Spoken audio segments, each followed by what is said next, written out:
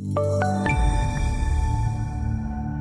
afternoon. This is Bob Iaccino coming to you from the CME Group trading floor in Chicago.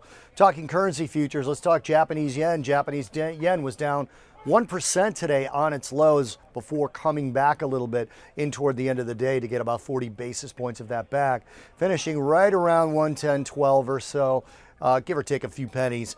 And that was down on the day about 60 basis points, or just under 0.75%.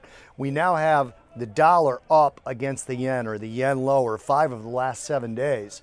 But more interesting to me than that is we had our first down week in the yen in a month, and it was an inside range day. If you know what that is, that's a higher low and a lower high with a higher close. So that potentially could be a reversal for the dollar versus the yen. Dollar stronger, yen weaker. Japanese data lately, the economic data, has been really mixed. They had a pretty decent payrolls number, but they had a weaker unemployment.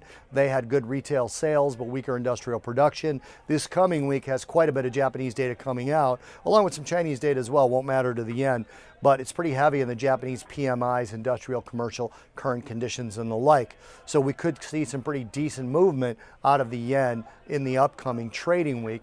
And also the dollar strength obviously plays in, just like most of the currencies. This is the one that the yen trades the most against, is the US dollar. It's the one the futures contract is based on, is off of that dollar yen pair. And the dollar showed strength after the non-farm payrolls data this morning, and after the yields jumped both overnight and post non-farm payrolls data here in the US. The dollar gained some strength. Probability of a Fed rate hike jumped from 70% a couple of days ago up to about 78% right now. Again, adding strength to that dollar and weakening the yen. Dollar yen a little bit stronger on the dollar side. The yen futures down 62 or so basis points, down 1% on the lows. This is Bob Iaccino talking yen futures from the CME Group trading floor in Chicago.